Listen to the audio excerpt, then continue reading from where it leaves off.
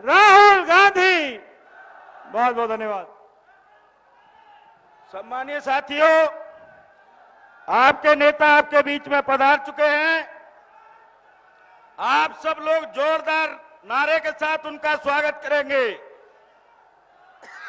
Congress party, Congress party, Rahul Gandhi, Rahul Gandhi, Rahul ji संघर्ष करो, राहुल जी संघर्ष करो। साथियों, स्वागत के लिए नहीं,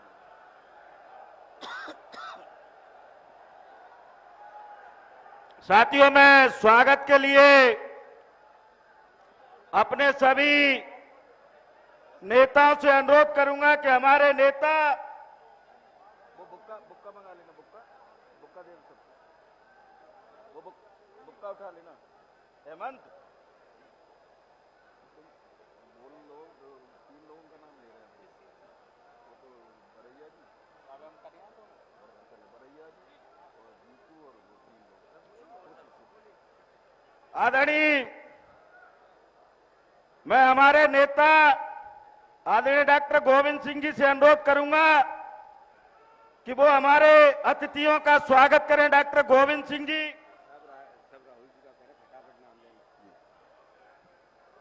सभी सम्मानीय नेता आदरणीय चौधरी राकेश सिंह जी, हमारे विधायक कटारे जी, सभी सम्मानीय नेता आदरणीय हमारे मुखिया राहुल गांधी जी का स्वागत करें।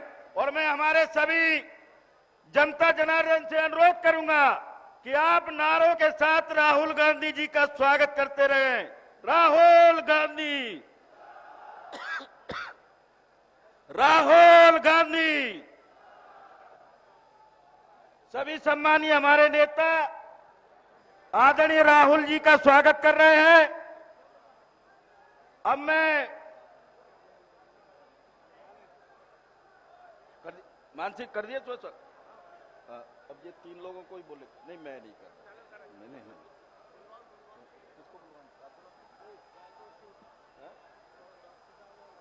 नहीं बोल रहे, मना कर रहे हैं। क्यों बोल रहे? वो कह रहे मैं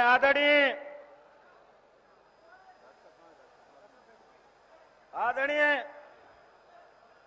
हमारे पूर्व मंत्री भिंड के हमारे सम्मानीय नेता आदरणीय चौधरी राकेश सिंह जी से अनुरोध करूंगा कि वो आए और हमारे भिंड के जनता के बीच में अपना अनुमोदन करें। चौधरी राकेश सिंह जी।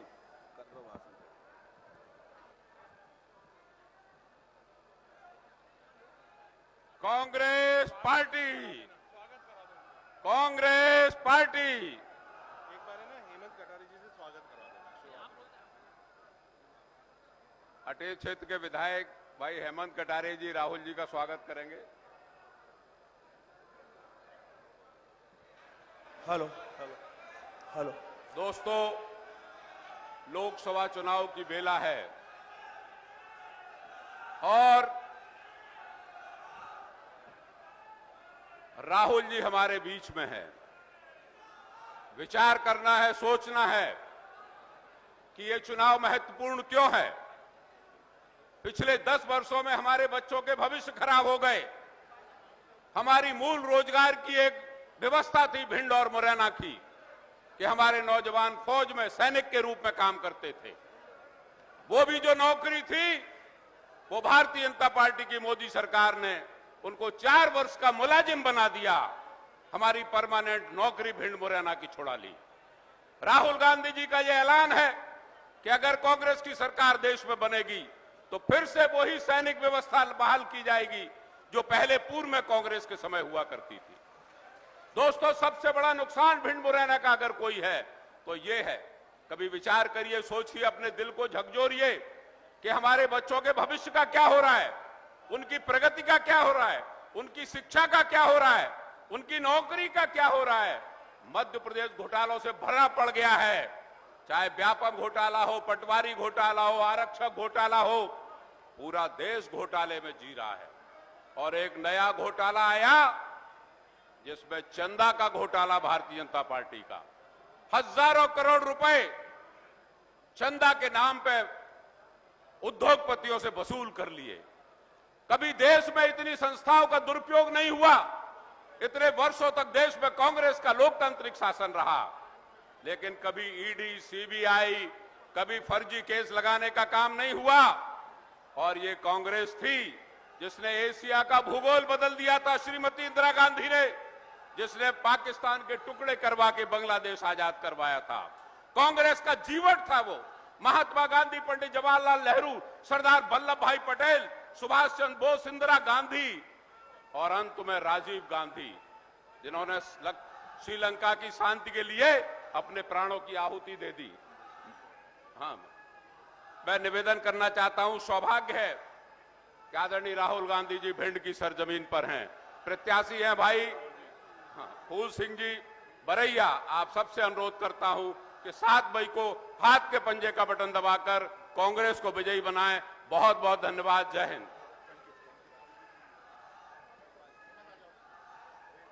सम्मानीय साथियों, अब आपके बीच में हमारे अटेर विधानसभा क्षेत्र के लोकप्रिय विधायक, हमारे सदन में उप नेता आदरणीय हेमंत कटारे जी से अनुरोध करूंगा कि वो आए और मंच पर अपना उद्बोधन दें। आदरणीय हेमंत कटारे जी।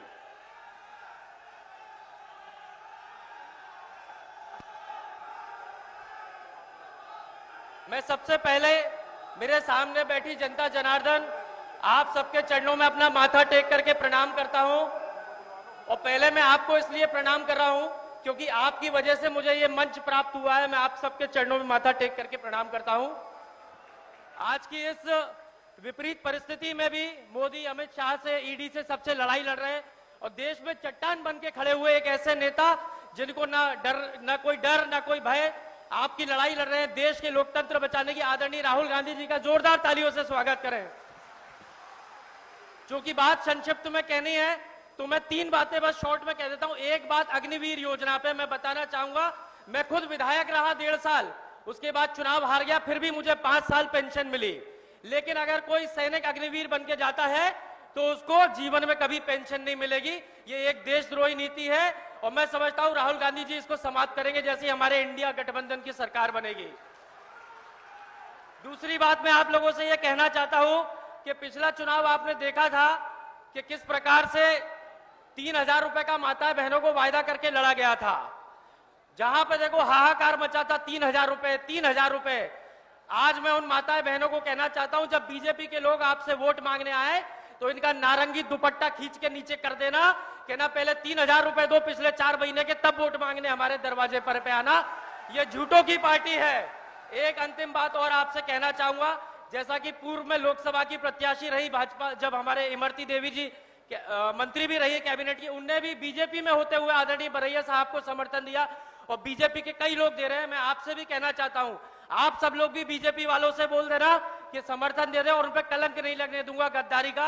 उसकी एक छोटी सी तरकीब है, यदि सारे भाजपा के लोग हमको जिता करके भेज देते हैं आदरणीय बरैया जी को, तो आप तो कहना आपके नेता जब नरेंद्र मोदी, अमित शाह, मोहन यादव आए थे, वो सब मंच से कह के गए थे कि फूल को वोट देना। और हमारे प्रत्याशी का क्या नाम है?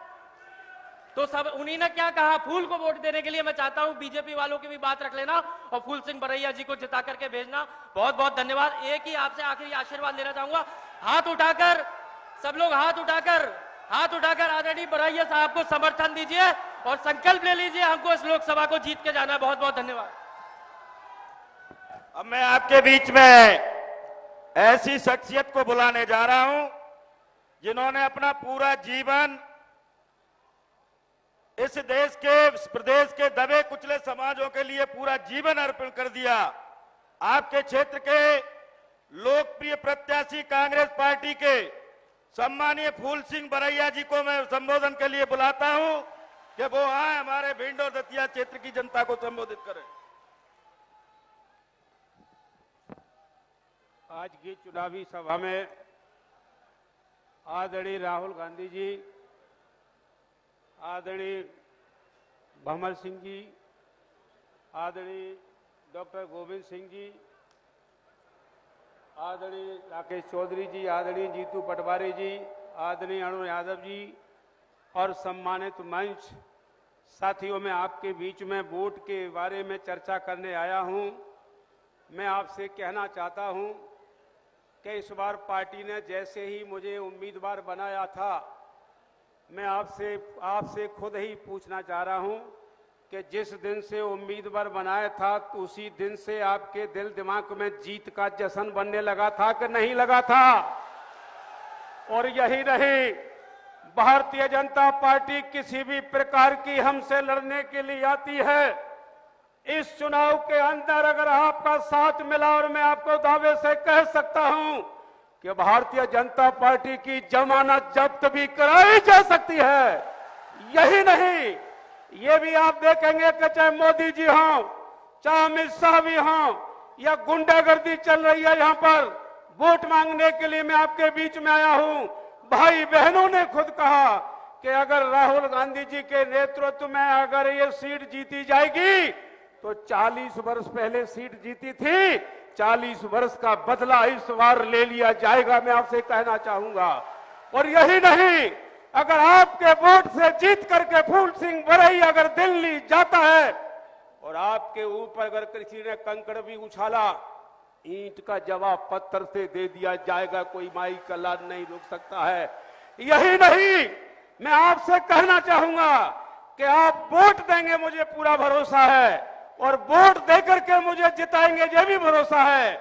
आप जिताएंगे तभी जीतूंगा, और आप नहीं जिताएंगे तो जीतने वाला नहीं हूं। लेकिन मैं आपसे कहना चाहता हूं, जिताने की जिम्मेदारी आपकी, वोट डाल करके जिताने की जिम्मेदारी आपकी, और जीतने के बाद आपके दुख, आपका संकट, आपके हक अधिकारों के लिए लड़ने की जिम्मेदारी फूल सिंह बरैया की रहेगी। सभी को धन्यवाद। जय भीम, जय भारत। साथियों, अब मैं आपके बीच में हमारे आपके सब मध्य प्रदेश कांग्रेस कमेटी के हमारे प्रदेश अध्यक्ष आदरणीय जीतू भाई से अनुरोध करूंगा कि हमारे भिंड दतिया क्षेत्र की जनता को संबोधित करें। भारत माता की। एक ही सवाल है, हमारे यहां से सांसद प्रत्याशी है, 5 साल से कभी आपके गांव में आई, कभी मरने गड़ने में आई, कभी शादी ब्याह में आई? तो मुरैना का प्रत्याशी चाहिए कि स्थानीय चाहिए? स्थानीय चाहिए। जरा जोरदार तालियों से राहुल गांधी जी का आगाज करो, बुलाओ जरा। मैं आदरणीय राहुल गांधी जी से अनुरोध करता हूं कि वो अपनी बात करें, जब तक जोरदार तालियों से स्वागत करो आप राहुल जी का।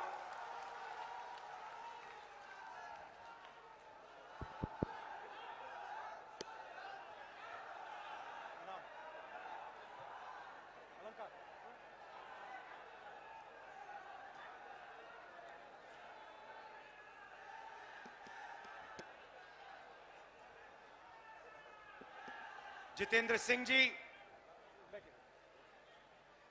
सिंह जी, जीतू पटवारी जी,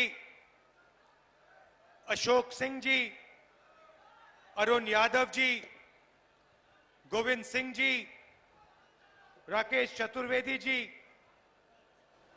कमलेश्वर पटेल जी, हेमंत कटारे जी, चौधरी राकेश सिंह जी, लखन सिंह जी, हमारे कैंडिडेट फूल सिंह जी, आइए आइए आगे आ जाइए, आगे जाइए। हमारे कैंडिडेट फूल सिंह बरैया जी, स्टेज पे वरिष्ठ नेता,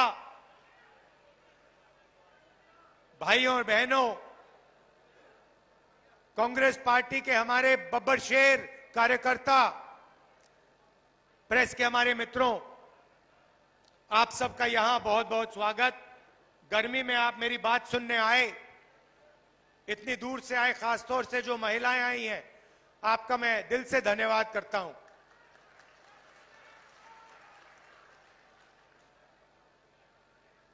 ये चुनाव मामूली चुनाव नहीं है। इस चुनाव में दो विचारधाराओं की टक्कर है। एक तरफ कांग्रेस पार्टी, इंडिया गठबंधन, जो संविधान को बचाने की कोशिश कर रहा है। ये जो मैंने आपको दिखाया है, ये कोई मामूली किताब नहीं है। इस किताब के आने से पहले, आजादी से पहले, हिंदुस्तान के गरीबों के पास, दलितों के पास, आदिवासियों के पास, पिछड़ों के पास कोई हक नहीं थे। जो मिला है किसानों को, गरीबों को, मजदूरों को, पिछड़ों को, दलितों को, आदिवासियों को, गरीब जनरल कास्ट के लोगों को, जो भी कुछ मिला है इस किताब के कारण मिला है। और अब प्रधानमंत्री ने, अमित शाह ने और उनके अलग अलग एमपीज ने मन बना लिया है कि अगर वो चुनाव जीतेंगे तो वो इस किताब को फाड़ के फेंक देंगे। लड़ाई ये है भाइयों और बहनों। और मैं आपको ये कहने आया हूं कि जो भी देश में प्रगति हुई है, जो भी गरीबों को मिला है, चाहे वो मनरेगा हो, जमीन अधिग्रहण बिल हो, सफेद क्रांति हो, जमीन का हक हो, सब गायब हो जाएगा। बीजेपी चाहती है कि ये किताब फेंक दी जाए और देश को 20-25 अरबपति चलाएं। हिंदुस्तान में पब्लिक सेक्टर बना,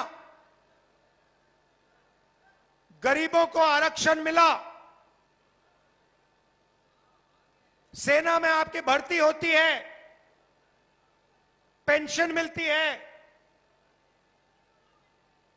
सारे के सारे अधिकार इस किताब से मिलते हैं। ये जो चुनाव है, ये जो चुनाव हो रहा है, लोकतंत्र जो है, जिसने दलितों को, पिछड़ों को, आदिवासियों को, गरीब जनरल कास्ट को आवाज दी, वो सब खत्म हो जाएगा अगर ये किताब खत्म हो जाएगी। माताएं जो बैठी हैं, ये बात को समझिए, ये मामूली किताब नहीं है। बीजेपी के नेताओं ने साफ कहा है, अमित शाह ने कहा है, बड़े बड़े नेताओं ने कहा है कि अगर चुनाव में जीत होगी तो कॉन्स्टिट्यूशन को बदल दिया जाएगा, रद्द कर दिया जाएगा। और मैं आपको बताने आया हूं, ये हिंदुस्तान की गरीब लोगों की आत्मा है, इसको कोई नहीं छूने वाला है। दुनिया में कोई शक्ति नहीं है जो इसको बदल सके। ये बीजेपी वाले सपने देख रहे हैं। कांग्रेस पार्टी ने, अंबेडकर जी ने मिलकर, हिंदुस्तान की जनता के साथ मिलकर अंग्रेजों से लड़ाई की और ये जो कॉन्स्टिट्यूशन है, ये जो संविधान है, ये जो हिंदुस्तान की आवाज है, ये हमने बनाया। इसको हम ऐसे नहीं मिटने देंगे।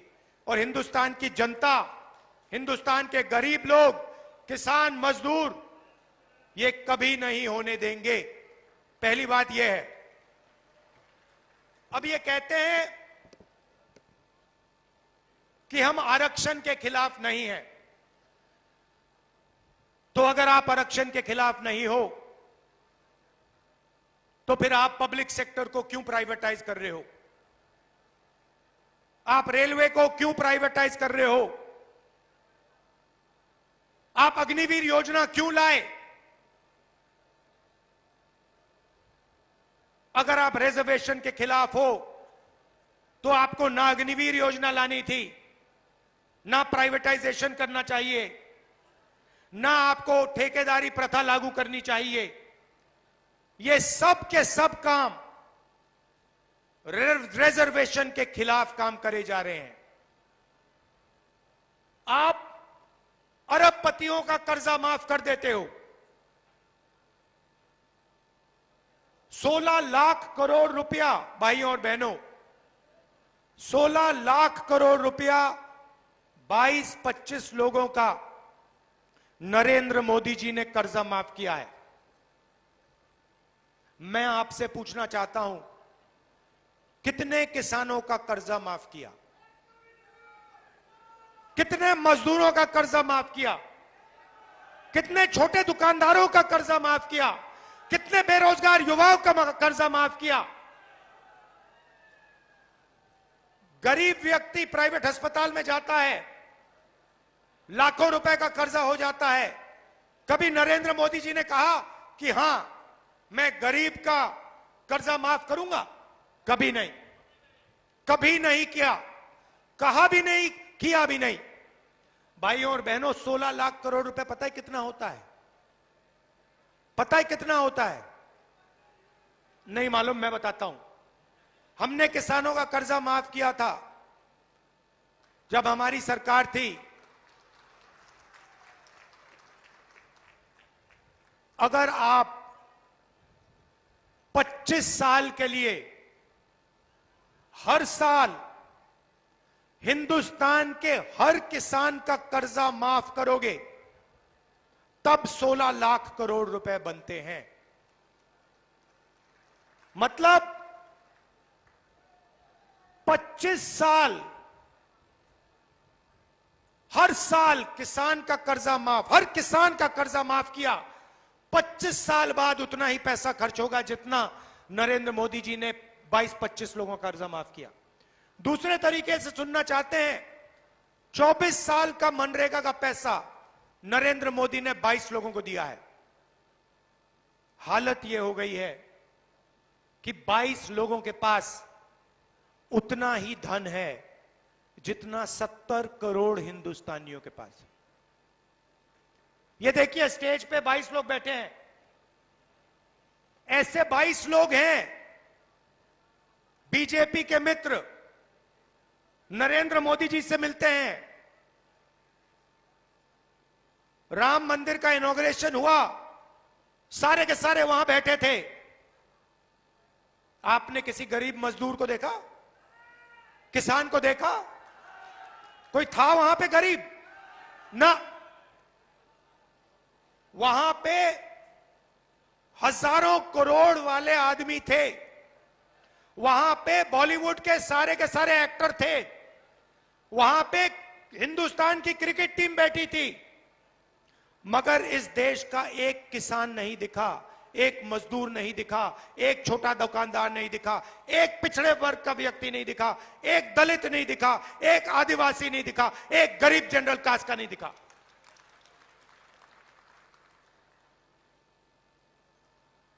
पार्लियामेंट हाउस का इनॉग्रेशन होता है, नई बिल्डिंग, चमकती हुई बिल्डिंग बनती है, हजारों करोड़ रुपए की बिल्डिंग बनती है। आदिवासी राष्ट्रपति को बुलाया ही नहीं जाता। उनसे कहा जाता है ना तुम पार्लियामेंट के इनॉग्रेशन में आओगे और ना तुम राम मंदिर के इनॉग्रेशन में आओगे। राम मंदिर और पार्लियामेंट हाउस को नरेंद्र मोदी जी खोलेंगे। कोई आदिवासी का, दलित का, पिछड़े वर्ग का किसी का चेहरा नहीं दिखना चाहिए, सिर्फ नरेंद्र मोदी जी का चेहरा दिखना चाहिए। और ये भाइयों और बहनों हुआ।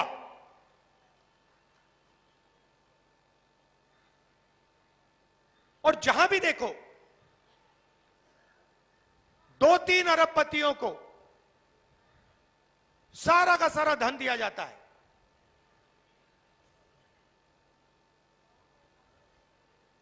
रेलवेज देखो, अदानी। सोलर पावर देखो, अदानी। बिजली देखो, अदानी। सड़क देखो, अदानी। हथियार देखो, अदानी। जहां भी देखो किसान के कानून बनाए अदानी अंबानी के लिए। हिंदुस्तान का हर एक किसान जानता है कि हमारे जेब से पैसा निकालने की कोशिश हो रही है। सारे के सारे खड़े हो गए।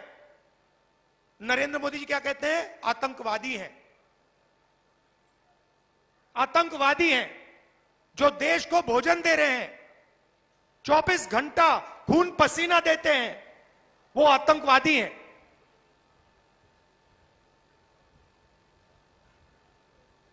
ये हालत है देश की। आप जानते हो नोटबंदी की, गलत जीएसटी लागू की। आज हिंदुस्तान में 45 साल से सबसे ज्यादा बेरोजगारी है। हर हिंदुस्तानी युवा ये बात समझता है, जानता है।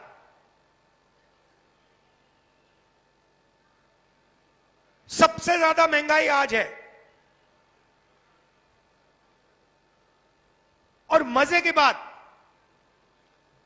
जनता से पूछो मुद्दे कौन से हैं, आपको कहेंगे बेरोजगारी, भागीदारी, महंगाई। मगर आपको मीडिया में यह कभी नहीं दिखने को मिलेगा। आपने अपने आप से कभी पूछा कि भाई मीडिया किसानों की बात क्यों नहीं कहते? मीडिया महंगाई की बात क्यों नहीं करते? गरीबों की बात क्यों नहीं करते? कभी नहीं। ये आपके हैं ही नहीं। इनको पहले मैंने मित्र बोला, मगर ये आपके मित्र नहीं है। 24 घंटा नरेंद्र मोदी जी का चेहरा दिखेगा, आप देख लेना। मैं आज यहां मीटिंग में क्रांतिकारी चीजें बोलने जा रहा हूं, ऐसी चीजें बोलने जा रहा हूं जो देश को बदल देंगी। मगर देखना, मीडिया नहीं दिखाएगा। देख लेना, शर्त लगाऊंगा। मैं आपको क्रांतिकारी चीजें बोलने जा रहा हूं जो आपको हिला देंगी। 3-4 मिनट ताली बजेगी आपकी, मगर मीडिया नहीं दिखाएगा। सबसे पहले, अगर नरेंद्र मोदी 22-25 अरबपति बना सकते हैं तो कांग्रेस पार्टी करोड़ों लाखपति बना सकती है। ये महिलाएं आई हैं आज। अब जो मैं कहने जा रहा हूं पुरुषों को अच्छा नहीं लगेगा, मगर मैं साफ बोल देता हूं। गुस्सा मत होना मुझसे, गुस्सा नहीं होना है। देखिए, 21वीं सदी में आप बाहर जाके 8-10 घंटा काम करते हो, खेतों में काम करते हो, मजदूरी करते हो, छोटा बिजनेस चलाते हो, नौकरी करते हो। मगर हिंदुस्तान में महिलाएं भी ये काम करती हैं। महिलाएं भी मजदूरी करती हैं 8-10 घंटा, महिलाएं भी जॉब करती हैं, महिलाएं भी खेतों में काम करती हैं। जॉब के लिए, मजदूरी के लिए आपको भी पैसा मिलता है, महिलाओं को भी पैसा मिलता है। मगर अगर आप 8 घंटा बाहर काम करते हो और ये 8 घंटा भी बाहर काम करती हैं, तो ये फिर 8 घंटा घर में भी काम करती हैं। खाना पकाती हैं, हिंदुस्तान के भविष्य की देखभाल करती हैं, बच्चों को समझाती हैं, सिखाती हैं। मगर किसी भी सरकार ने उन 8 घंटों के लिए इनको कॉम्पनसेशन पैसा कभी नहीं दिया है। सही बोला, गलत बोला? सही बोला। तो अगली हिंदुस्तान की सरकार, इंडिया गठबंधन की सरकार, पहली बार दुनिया में पहली सरकार होगी जो इन महिलाओं को, ये जो घर में काम करती हैं, 8 घंटे जो भविष्य की देखभाल करती हैं, उसके लिए पैसा देने जा रही है। अभी ताली बजाई है, जब मैं बताऊंगा कितना पैसा, फिर देखना ताली कैसे बजती है। तो महिलाओं के लिए 3 काम होंगे। सबसे पहला काम, जिसको हम महालक्ष्मी योजना कहते हैं। इसमें हमने लक्ष्मी नाम इसलिए लिखा है क्योंकि हम सीधा बैंक अकाउंट में पैसा डालने जा रहे हैं। हिंदुस्तान के सब गरीब परिवारों की लिस्ट बनेगी, सारे के सारे गरीब परिवारों की लिस्ट बनेगी। कोई भी जात हो, किसान का परिवार हो, मजदूर का हो, छोटे व्यापारी का हो, जो भी है, अगर वो गरीबी रेखा से नीचे है, करोड़ों परिवार की लिस्ट बनेगी। हर परिवार में से एक महिला का नाम चुना जाएगा। आपका नाम क्या है मैडम? आपका नाम क्या है? हाँ, गुलाबी साड़ी वाली, हाँ, क्या नाम है? रूपा। रूपा मिश्रा जी। रूपा मिश्रा जी जैसे करोड़ों महिलाओं के नाम लिखे जाएंगे और फिर साल के 1,00,000 रुपया हर बैंक अकाउंट में जाएगा। भाई और बहनों, 10,000 नहीं, 20,000 नहीं, 50,000 नहीं, 70,000 नहीं, 1,00,000 रुपया प्रति परिवार के बैंक अकाउंट में। 8,500 रुपया हर महीना कटाकट कटाकट कटाकट। आप सुबह उठेंगी, 1 तारीख को आप सुबह उठेंगी, कहेंगे चलो देखते बैंक अकाउंट में क्या है। बैंक अकाउंट में देखेंगी, जादू से हिंदुस्तान की सरकार 8,500 रुपए डालेगी। अगले महीने जून में देखेंगी, चलो 1 तारीख को देखते हैं क्या हुआ, 8,500 रुपए खटाक जून में। जुलाई में, अगस्त में, सितंबर में, दिसंबर, नवंबर, हर महीने 1 तारीख को 8,500 रुपए, साल के 1,00,000 रुपए। आप ताली बजा रहे हो, मीडिया नहीं दिखाएगी।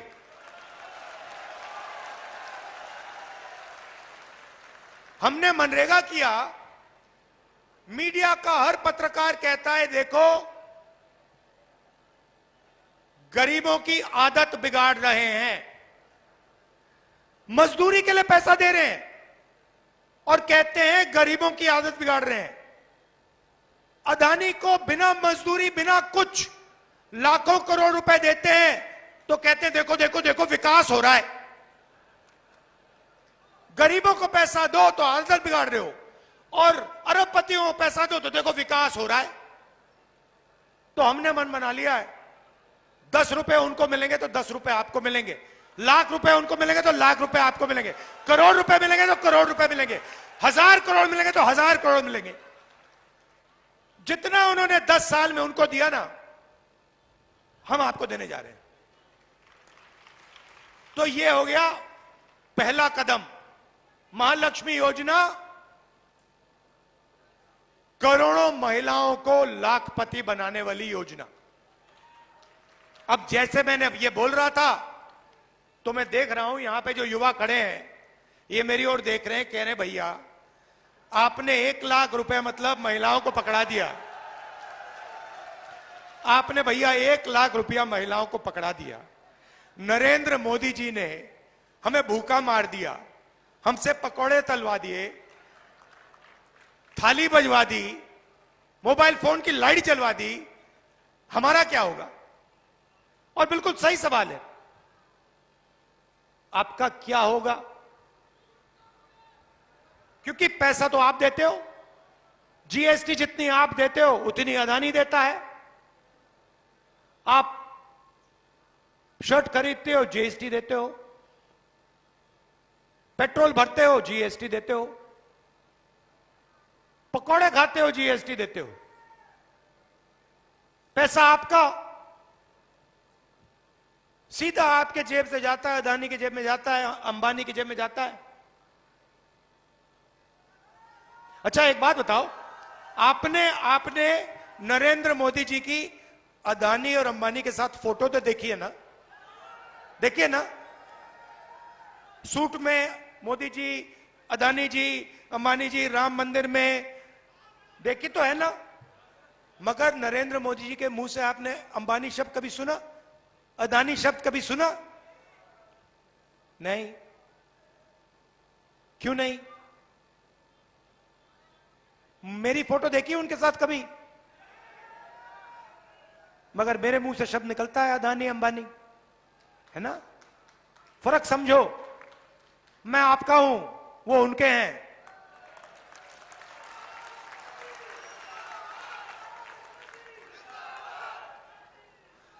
तो अब युवाओं को बेरोजगार कर दिया, पकौड़े बनवा दिए, और इस मीटिंग में युवा मेरी ओर देख रहे हैं, कह रहे भैया ये 1 लाख रुपए हमारी बहनों को दे रहा है, माताओं को दे रहा है, हमारा क्या होगा?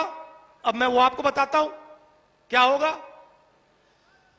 अरबपतियों के बेटे अपनी कंपनी में, अपने पिता के कंपनी में जाकर अप्रेंटिसशिप करते हैं, 6 महीने की नौकरी करते हैं, 1 साल की नौकरी करते हैं, अच्छा खासा पैसा मिलता है, ट्रेनिंग होती है।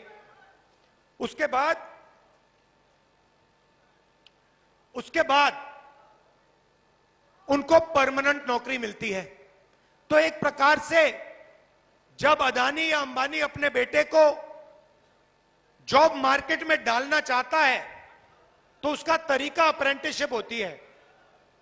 पहली नौकरी होती है, कभी कभी वो 6 महीने की होती है, 1 साल की होती है। यह मौका हिंदुस्तान के बेरोजगार युवाओं को नहीं मिलता।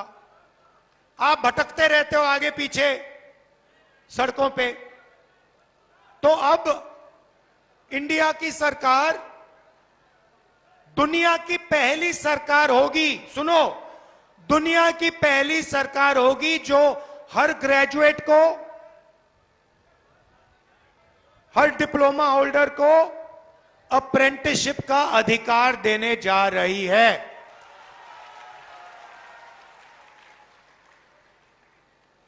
अप्रेंटिसशिप का मतलब पहली नौकरी पक्की योजना। होगा क्या? सारे ग्रेजुएट्स, डिप्लोमा होल्डर्स को अधिकार मिलेगा। आप सरकार से 1 साल की गारंटी की नौकरी मांग सकते हो। आपको 1 साल की ट्रेनिंग मिलेगी बेहतरीन कंपनियों में, प्राइवेट सेक्टर की कंपनियों में, HAL, BHEL, Indian oil, public sector की कंपनियों में, सरकारी ऑफिसेज में, सरकारी अस्पतालों में, सरकारी कॉलेजेस और यूनिवर्सिटीज में आपको 1 साल की पक्की नौकरी मिलेगी, ट्रेनिंग मिलेगी, और 1 लाख रुपया आपका साल का बैंक अकाउंट में डाल दिया जाएगा। 8,500 रुपए महीने के, 1 लाख रुपए साल के, करोड़ों महिलाओं को मिलेंगे, और वही काम करोड़ों बेरोजगार युवाओं को मिलेगा। और हिंदुस्तान को दुनिया की सबसे बेहतरीन trend workforce, readymade trend workforce मिलेगी। अब किसान देख रहे हैं मेरी ओर, कह रहे हैं भैया ये क्या कर दिया आपने? 1 लाख रुपए बच्चों को दे दिया, 1 लाख रुपए हमारे घर में मतलब महिलाओं को दे दिया, हमारा क्या होगा? आपका कर्जा माफ होगा और आपको गारंटी कानूनी MSP मिलेगी। भाइयों और बहनों, 30 लाख सरकारी वैकेंसीज हैं। नरेंद्र मोदी जी प्राइवेटाइज करते जाते हैं, ठेकेदारी प्रथा उन्होंने लागू कर रखी है। आप सबका उन्होंने जो आपका हक बनता है वो छीन लिया है। ये जो 30 लाख नौकरियां खाली पड़ी हैं, हमने कैलकुलेट किया, हमने निकाला है आंकड़ा, इनको हम 6 महीने के अंदर आपके हवाले कर देंगे।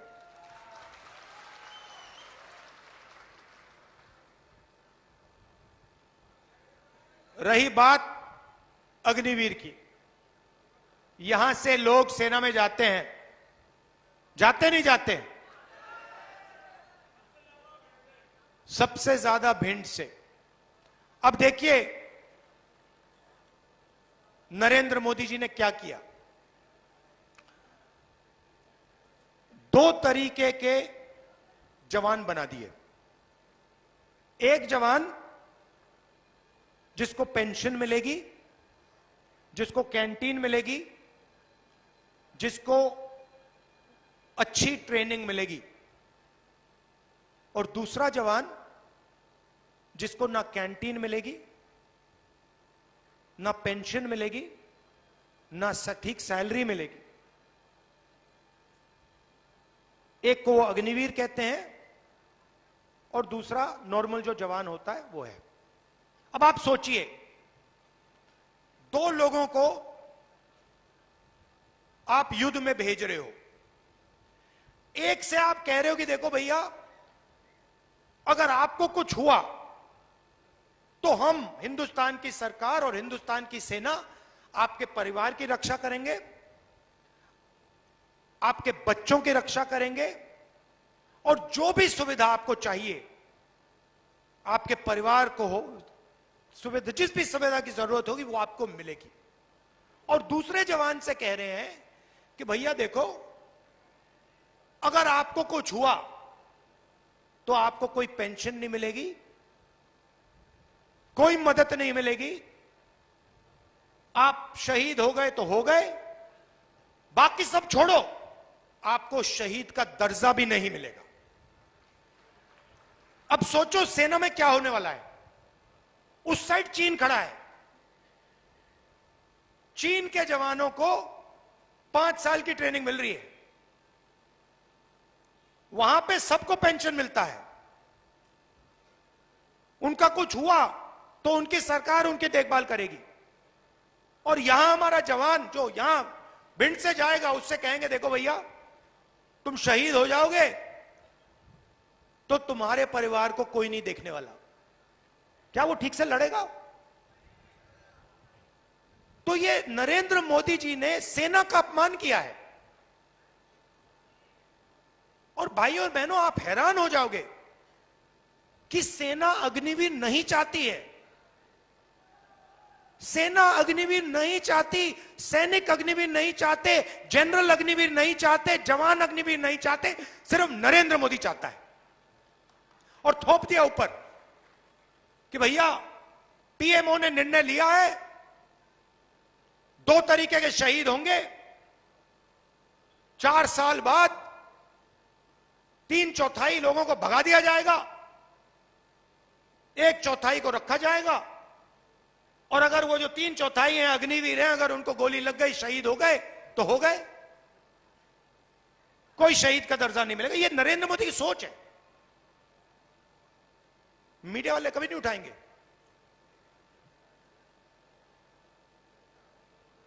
ये कोविड में थाली बजाने की बात करेंगे, मगर ये जो मैं आपको कह रहा हूं ये कभी नहीं उठाएंगे। आप जानते हो, कहने की जरूरत भी नहीं है।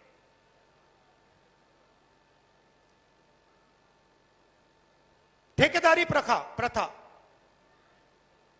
अगर आप पिछड़ों को देखो, दलितों को देखो, आदिवासियों को देखो, गरीब जनरल कास्ट को देखो, बड़ी बड़ी कंपनियों में आपको ये लोग नहीं दिखेंगे। अदानी की मैनेजमेंट की लिस्ट निकालो, मुझे एक गरीब जनरल कास्ट का दिखा दो, उसमें एक दलित, एक आदिवासी, एक पिछड़ा, मुझे एक नाम दे दो, मान जाऊंगा, है ही नहीं। वही 2-3% लोग हैं। 1% लोगों के पास हिंदुस्तान का 40% धन है, वही लोग हैं 1%, उनके पास सब कुछ।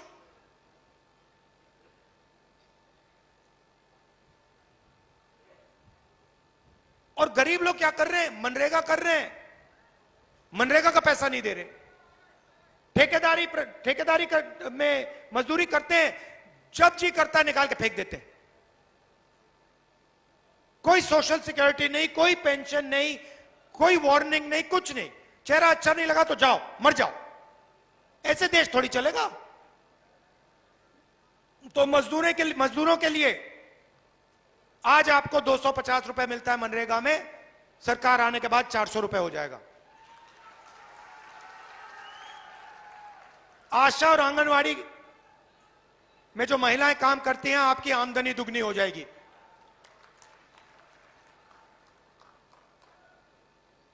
और ये जो ठेकेदारी प्रथा है, पब्लिक सेक्टर में, सरकारी ऑफिसेज में, जहां किसी को भी एक दिन में निकाल के बाहर फेंक सकते हो, इसको हम खत्म करने जा रहे हैं। अगर नौकरी मिलेगी सरकार में, पब्लिक सेक्टर में मिलेगी तो इज्जत के साथ मिलेगी, पेंशन के साथ मिलेगी, रिस्पेक्ट के साथ मिलेगी। तो ये हम आपके लिए करने जा रहे हैं। देखिए, मेन मुद्दा इसका है, इसको बचाना है, इसकी रक्षा करना है।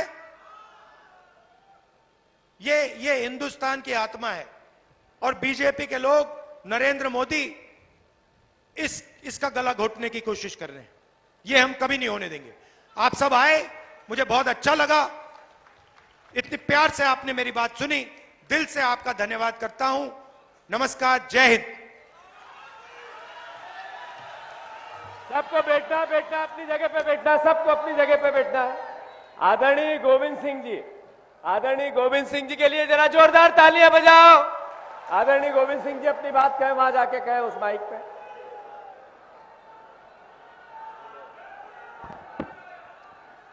परम श्रद्धेय राहुल जी, आदरणीय भंवर साहब, जीतू पटवार जी, सम्मानित मंच, उपस्थित सभी पूरे जिले से और दतिया से आए हुए किसान भाइयों, मित्रों और साथियों, माननीय राहुल जी ने आज आप लोग से भिंड की इस पवित्र धरती पर आप लोगों को, महिलाओं, मजदूर, किसानों और नौजवानों के लिए सब कुछ घोषणा करी है।